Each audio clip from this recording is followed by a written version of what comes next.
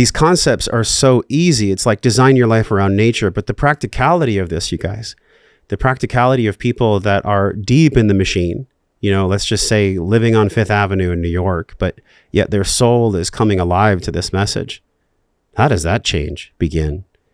Well, I'll just say I have a lot of friends that are amazing souls, like my partners that do Music in Sky with me. They live in LA.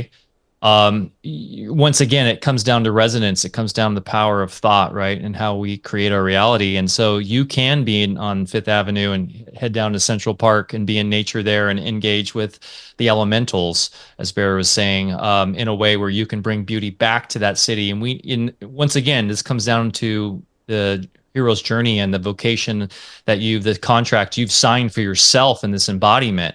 And it's an admirable thing if you're conscious and awake in living in New York City. That means you are doing the work, my friend. Yes, you are.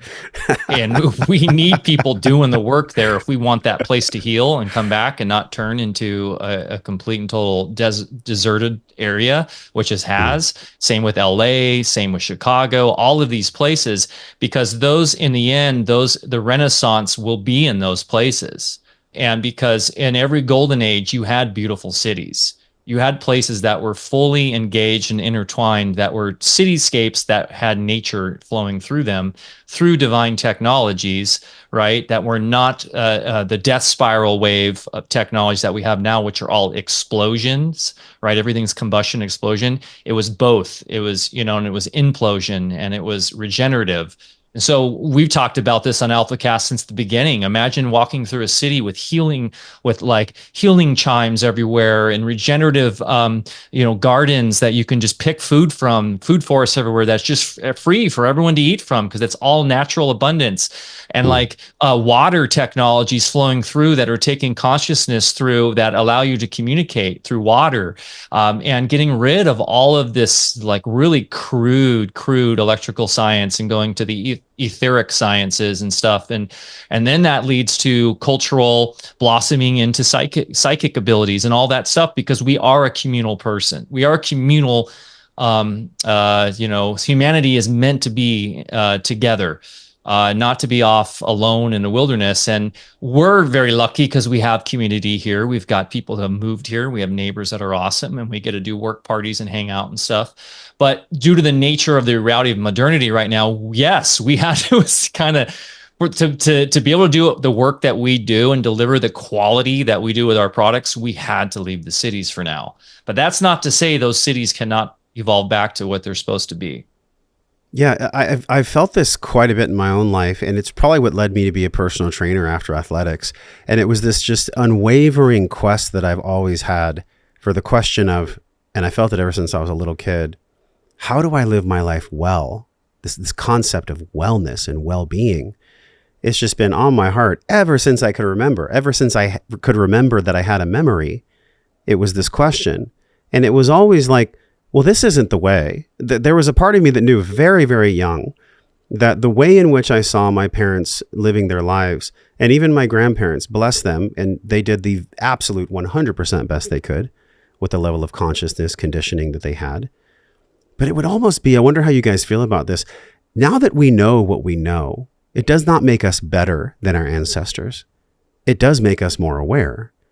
And it would be such a slap in the face to my grandfather and my parents and my future lineage, my children and their children, for me to not act from this place, from this sacred knowing that we've so poked and prodded and almost like a lotus, it's been unfolding here from the mud in which it feels like we live sometimes. But the challenge in doing this is that we actually must learn that we are free, we are loved, we are on the right path, we are a child of the Creator. We would not have been created if there was not a Creator. And I find it so fascinating that science has become this God that is worshipped, and we've all been cajoled into worshiping the God of science as if that is going to bring us liberation and deliverance. And that to me is a message I would really love for everyone to share. So share this podcast if you feel what we feel, if this is resonating for you. But I pass the question back. Knowing what we know now, do you believe that it's a disservice to our ancestors? Not from shame. I'm not saying my motivation is from shame or blame. But I feel that it would be a slap in the face to all the people that suffered so much so that I could have what I have now, and also my children. I mean, it makes me want to cry just thinking about my son's life and my daughter's life, what that's going to be like in the future when I come from this heart space.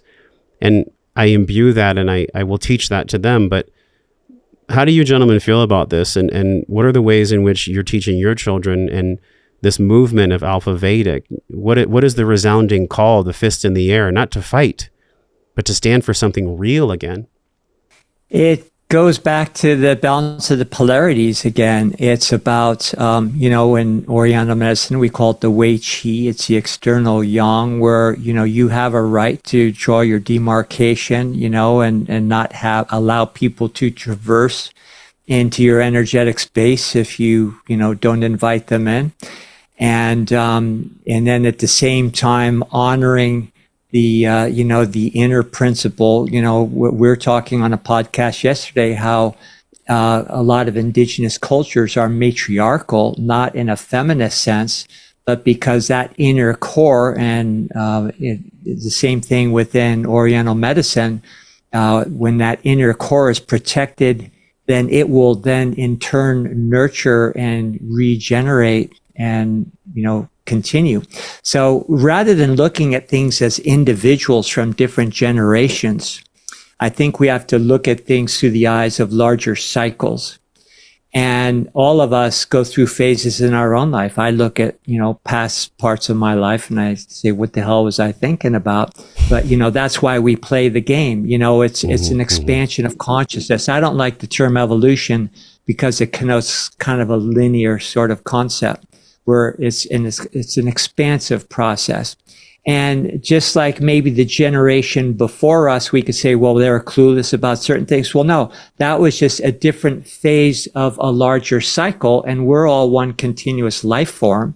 If you knock off the concept of separation between you and I and generations and civilizations and races and sexes, it's one larger life form, not in a communistic sense because we all have our individualization. But really the largest ill we have to overcome is the illusion of separation, which starts from thinking that there's some separation between us and source in the first place. So just like maybe larger cycles and different civilizations or just generations that we can recall in our own lifetime, it's all part of the same process, but there's a larger spiral that's culminating right now, which is in fact bringing us into another shift in consciousness collectively. So no, I don't think it pays at all, to answer your question, to denigrate or criticize anybody who's gone before there before us, because they're in fact the reason why we're here in the first place, able to have this conversation. Right. Well, to your point, yes. So, and I hope I articulated it well, and maybe I didn't, but what I'm saying is it's not that there's any blame to be put on our ancestors in any regard. And actually there's a blessing and a gratitude I feel for them because I'm afforded to do what I do now. I mean, how grateful I am, so grateful that my grandfather sacrificed in World War II and that my mother went through her bipolar and that my father had his journey that allowed me to be alive. Of course, there's no shame. What I'm saying is they did the best they could with the level of consciousness they had at that time.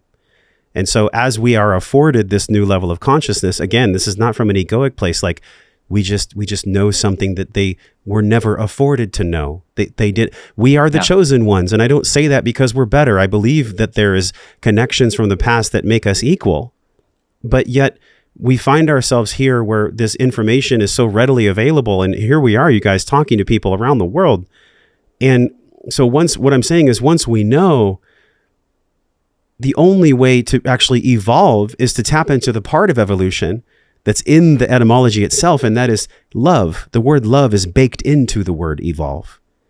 So really what I'm talking about is the way that we can love our ancestors and love our future generations is by taking the awareness and the consciousness we have now and actually putting it to use, to develop the courage to put it to use, is what I'm saying. Yeah, couldn't agree more, man. And that's why also we look back to, like, it's great my folks moved up here, so I'm blessed to have my kids' grandparents right up the street, and they get to go and hang out with grandma and grandpa and learn from them, because there's a heck of a lot to learn from these these our elders who Yes, yes. in definitely coming up at a different perspective, right, and had different strengths that we just are disconnected from as well, and then their folks and then their folks. So through the generations, I think everything's fractal. As Bear is saying, we often get caught in the movie frame of progression, but everything in the end is fractal and all at once. And it's all about, I think, one of the traps right now living in the age of information is we often get too stuck in the mental plane and forget that, what there's a whole other side of it on the emotional heart side. And I think people that were really tapped into the land back then, like my great grandparents and stuff, that they were, I think, functioning in a totally different reality that we can't even consider or know. So to be able to like hang out with people that are really old from that time is so precious and so amazing. But yes, I do believe that most of the people that are here right now have incarnated to specifically carry us forward into a new reality. And I think a lot of people that have come from right now probably were at the last fall, whether that be Atlantis, Lemuria, or whatever, and have a lot of karmic stuff to clear up. So we all are here to do work and have a duty. And yeah, it's to honor our past and to move forward in sort of in love and honor. And it's all beautiful and it's all great at the same time. So Whoa. So you love that episode? You'll love the one on the screen. Click it and enjoy.